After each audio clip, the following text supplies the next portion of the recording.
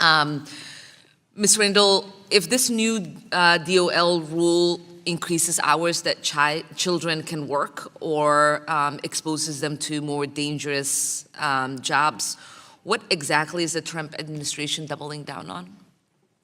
Sure.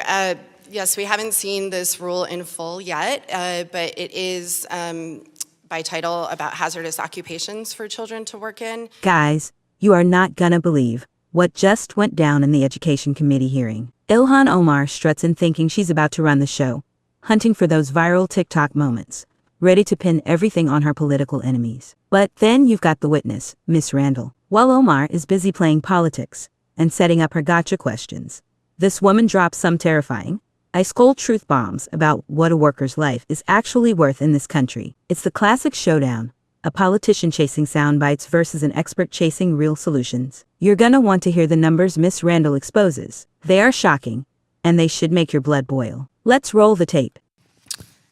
Ms. Randall, thank you so much for joining us today. Just this week, OSHA announced a major policy change related to the monetary penalties for workplace safety violations. Under current law, what is the maximum penalty OSHA can seek for a serious violation? Excuse me, the maximum penalty is $16,000, $550. So it's roughly $16,000. What if a worker is killed? If a worker is killed, it depends on the type of violation. It could also be a maximum of $16,000 if it's a serious violation. And just to be clear, these are only the maximum penalties, right? These are maximum penalties. They're often much, much lower. In our annual report, we do look at this, and for federal OSHA, the average serious penalty that OSHA issues is $4,000 for a serious violation of the OSHA Act. Now, can you briefly tell us what OSHA announced this week? What are the consequences of this decision, and will workers' lives be at risk? Sure. OSHA announced on Monday a new policy change related to its penalty structure and related to reducing penalties for businesses when they are cited by OSHA. OSHA has always, long-term, has had 4 categories for good faith, penalty reduction, history, lack of a history of violations, penalty reduction, quick fix penalty reduction, and size-based penalty reductions. And what this policy did here was it changed the criteria, and it's letting more employers into the penalty reduction space, and that includes large employers, not just small businesses. It also increases the penalty reductions to 70%. So you get fined by OSHA, you can have up to a 70% penalty reduction now, or 80% for willful violations. And if you haven't had an inspection in 5 years, you actually can have a reduction in penalties. And what it used to be was that you had to have an inspection in the last 5 years without many serious violations in order to achieve that. Wow. What message does it send when this administration is willing to make it cheaper to break the law? Sure. This new policy just creates incentives for employers to take the low road and to not follow the law. If you know that, we already know that OSHA doesn't show up to workplaces because of its resources, that it can't make it to so many workplaces every year. And further now, we know that if they will show up to, employers can expect penalties that are much too low to be a deterrent for violating our nation's safety and health laws. In May, Secretary Chavez Romero told this committee that she would double down in addressing child labor. And yet her Labor Department recently sent a draft rule to OMP on child labor, which has not been made public, that might actually weaken child labor protections. With child labor violations rising across the country, we need to make our child labor laws stronger, not weaker. And I hope everyone here can agree with that, because potential rollback is very troubling.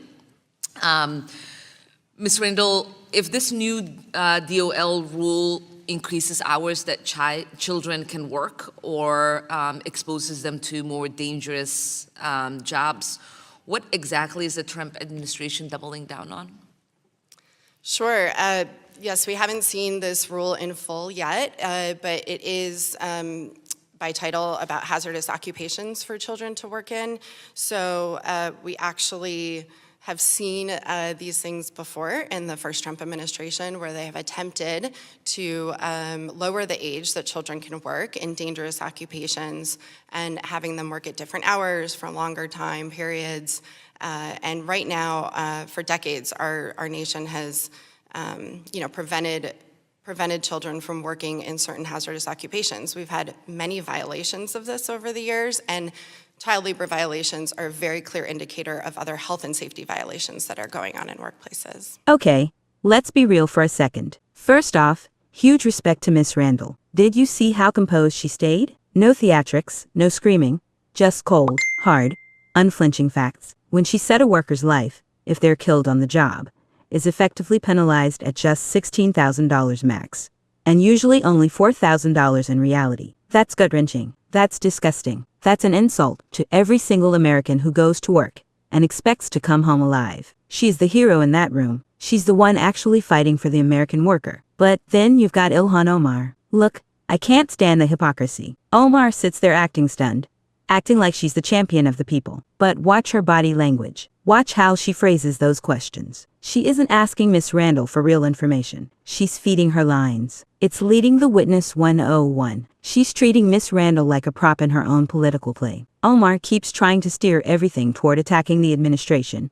trying to turn this into a partisan hit job about rolling back laws. She wants the headline. She wants the clip for her fundraising email. But where was this energy for the last decade? The OSHA penalties didn't just magically become pathetic yesterday. The system's been broken for a long time, under Democrats and Republicans alike. But suddenly, now that she can weaponize it against her opponents, she cares. Give me a damn break. And let's talk about that child labor segment at the end. Miss Randall is rightfully concerned about kids working dangerous jobs. We all are. Nobody wants 12-year-olds in meatpacking plants. But listen to Omar's spin. She asks, what is the administration doubling down on? She wants the headline to read, Republicans hate kids. She doesn't care about policy nuance. She wants the outrage clip. Miss Randall, to her credit, kept it strictly about the hazardous occupations orders. She kept it about safety. She didn't take the bait to go on a political rant. She just laid out the danger. That is class. That is expertise. The bottom line, Miss Randall exposed a broken system